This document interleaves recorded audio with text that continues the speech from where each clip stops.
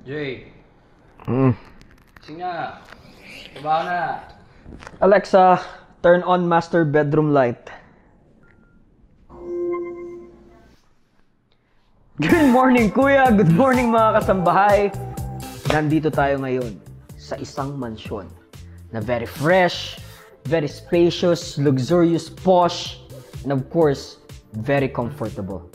Samahan niyo ako i-explore ang bagong-bagong first smart house dito sa Tacloban City na pwede niyong marentahan para sa inyong mga staycation.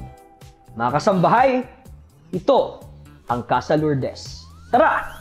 Casa Lourdes is the very first fully automated smart house here in Tacloban City.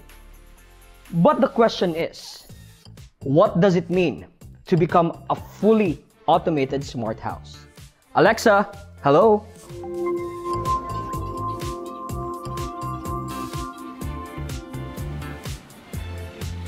This is not your ordinary staycation house. Aside from the fact that it is fully automated, voice command, marami mga amenities. Like ito, napakalaking TV, may billiards, may swimming pool, may basketball court. At since ito ang pinakaunang smart house dito sa Tacloban City na pwede mong rentahan, it comes with instructions. So ito ang lista ng mga command para fully ma-activate si Alexa. Kagaya nito, Alexa, close the dining curtain.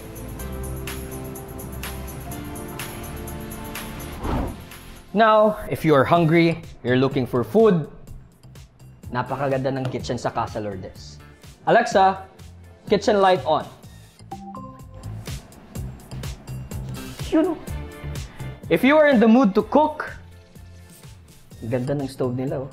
Their kitchen is so orderly and very, very neat. Kaya may pinagbabawal din ng ating mga owners dito. So, bawal magdala ng mga pagkain na may pungent odor like bagoong, dried fish, durian. Napaka-high-tech ng mga appliances dito sa Casa Lourdes. And aside from that, kumpletong-kumpleto pa. Especially when you are in the mood to cook. Alexa, dim the kitchen.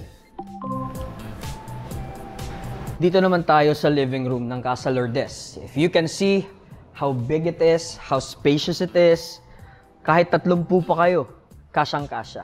Para talaga siya sa pamilya at sa barkada. And because of that, paborito naman talaga natin mag-movie marathon. Alexa, movie mode. Dito makikita natin, voice command lang kay Alexa, nagko-close ang curtains, ma-on ang TV, ready for the movie marathon ang buong pamilya at ang barkada.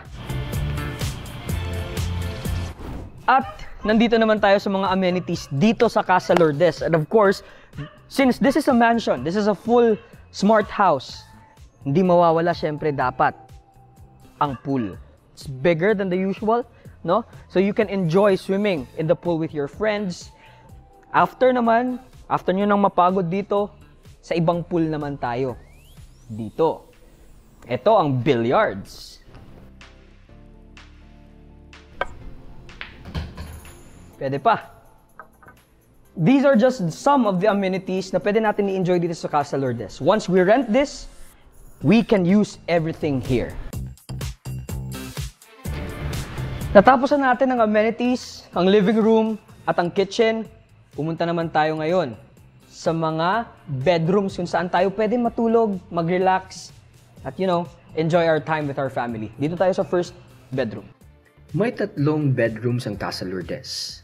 2 guest room, which are also fully automated. And of course, may magagandang comfort rooms. And ang master bedroom, which is actually one of the highlights of Casa Lourdes. We are already here in the master's bedroom kung saan ako natulog kanina. Still, nandito yung commands, fully functioning, automated. Switch na touchscreen. Saan ka pa? It's here to see this, my hallway. The hallway leads to the walk-in closet. So, come on! Ito ang paborito ko kapag maganda ang CR. So, according to our owners, our CR is Japanese-inspired because of this. This is what we call seat sensor. So, everything is automatic, sensor-based, and napakaganda ng shower nila. Not your ordinary shower again. Yun. And mga kasambahay, this is Casa Lourdes. If you're planning to stay here in Tacloban City, if you are planning to book your staycation here in the city, I suggest Casa Lourdes, especially if you're with your family, your friends, and if you are in the 20s or 30s, ganun karami pwedeng ma-accommodate dito sa Casa Lourdes. And since ginising mo lang naman ako kuya dyan, matutulog na ako dahil trip ko to. Alexa, turn off the master bedroom light.